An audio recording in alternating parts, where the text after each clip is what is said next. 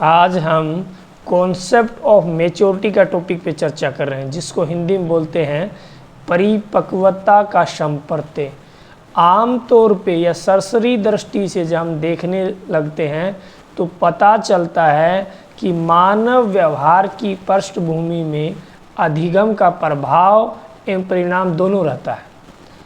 कुछ सीमा तक ये बात ठीक है या सत्य है, परंतु मानव व्यवहार में बहुत सारे ऐसे परिवर्तन हैं जो शारीरिक क्रियाओं के फलस्वरूप होते हैं।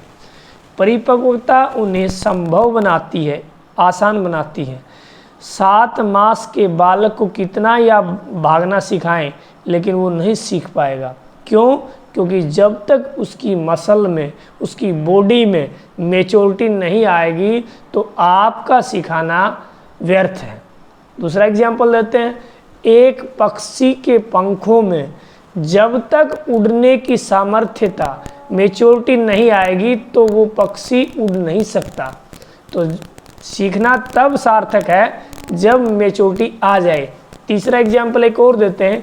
एक बच्चे के हाथ में लिखने की, कलम पकड़ने की कैपेसिटी आई नहीं है, मैच्योरिटी आई नहीं है, और उसको आप बार बार कलम पकड़ के लिखना सिखाएंगे तो वो सिखाना आपका व्यर्थ होगा, सार्थक नहीं होगा।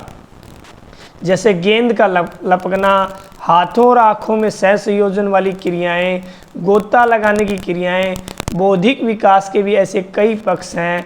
देश और काल के संकल्पनाओं पर परिपक्वता निर्भर करती है।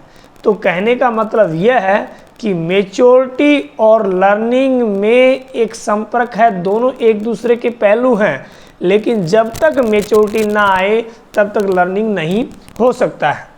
परिपक्वता से व्यवहार में परिवर्तन होता है। जैसे जैसे बच्चा या व्यक्ति मैच्योर होता जाता है, उसी तरह उसके बिहेवियर में चेंज आते हैं। अधिगम की परिपक्वता और अधिगम की प्रक्रिया एवं परिपक्वता में इतनी अधिक समानता है, कभी ये कहना कठिन है कि कौन सी क्रिया अधिगम के कारण होगी और कौन सी क्रिया परिपक्वता के कारण होगी। अर्थात दोनों एक सिक्के के पहलू हैं, एक दूसरे के पूर्वक हैं, एक दूसरे के सहायक हैं। जैसे फिर एग्जाम्पल दे रहे हैं।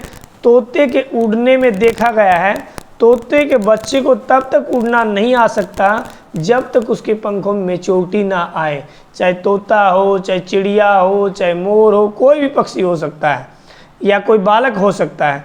जब तक उसके अंदर मैच्योरिटी नहीं आएगी तो लर्निंग व्यर्थ है। लर्निंग तभी सार्थक होगा जब उसके अंदर मैच्योरिटी आएगी। अधिगम के उदाहरण में हारमोनियम बजाना या साइकिल चलाना। एक बालक को बार बार आप साइकिल चलाना सिखा रहे हैं और बालक के पैरों में इतना सामर्थ्य आया ही नहीं है, तो वो आपका सिखाना व्यर्थ होगा। इनका प्रत्यक्ष रूप से परिपक्वता से कोई संबंध नहीं है। क्यों?